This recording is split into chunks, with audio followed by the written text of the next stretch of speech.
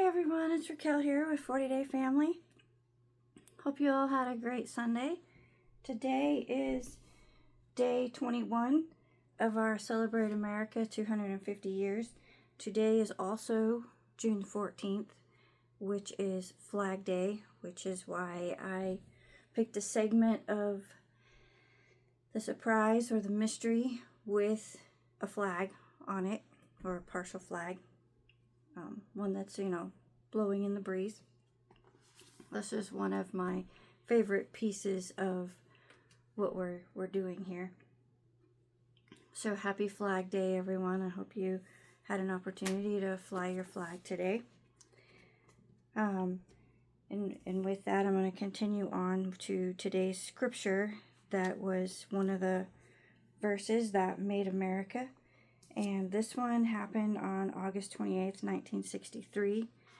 So, in retrospect, it's kind of one that is a newer one compared to what we've been looking at in the past. The last few days have been in the 1800s. So this one's more recent, and there's probably people still alive today that heard this speech on TV when it was happening, because it happened on August 28th, 1963, and it was Amos 5:24 was quoted by the I Have a Dream speech by Dr. Martin Luther King.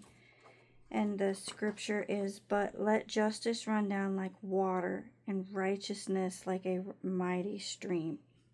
So he used that, he quoted that in his 1963 speech in Washington, D.C.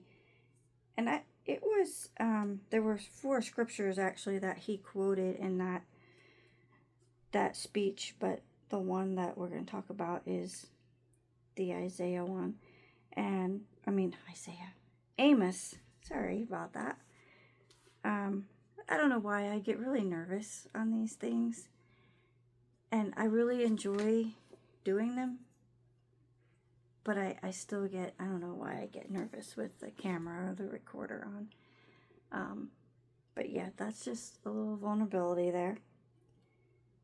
So, and then also, so I'm going to stop there with Dr. Martin Luther King on that. And I'm also going to tell you that Thomas Jefferson also used that same scripture in his inaugural address in 1801. So I guess we are going back to 1801 after 1963. But it was interesting because the resources that I'm using for this, it's funny how sometimes there are 2 completely different things, and they have a lot of similarities in them on about certain scriptures and things that were used. And it's a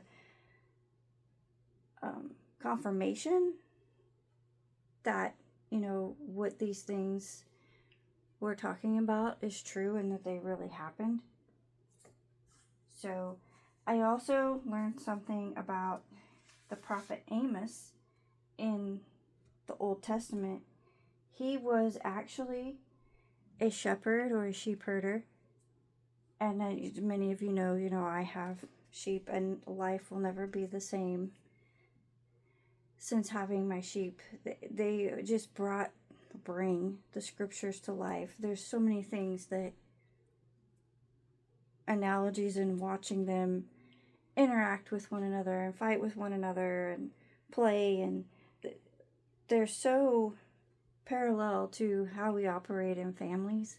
I see a little bit more why Jesus used sheep as analogies or in his parables.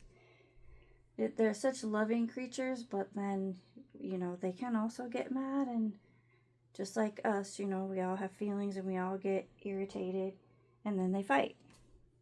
So, but Amos was a shepherd who was kind of thrown into the elites of politics, and he was unimpressed by, their status.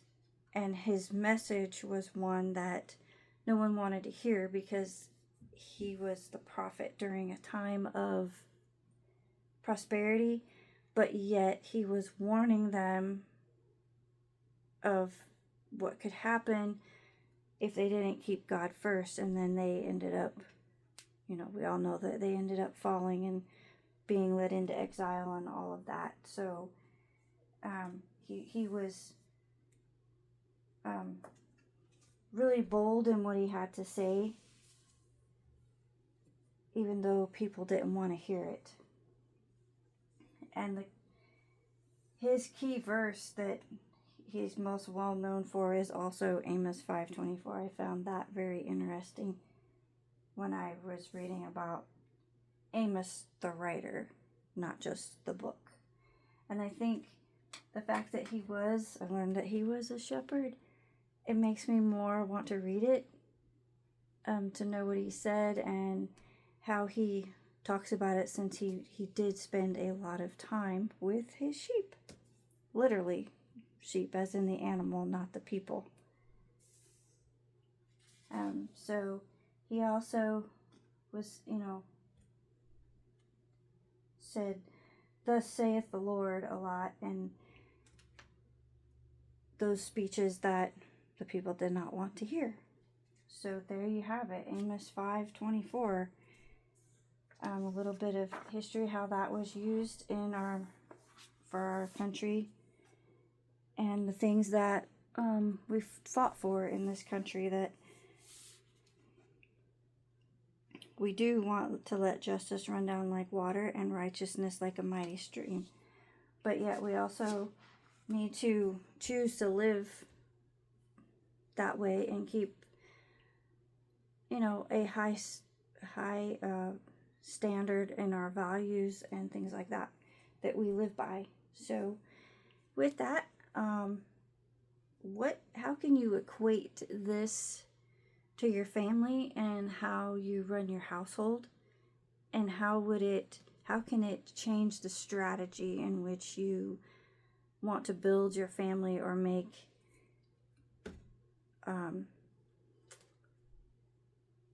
determined or specific decisions about your family, on what you want your family to be known as and what kind of legacy that you want to leave. So with that, I bid you good night, good day, wherever you are listening to this, and happy family building.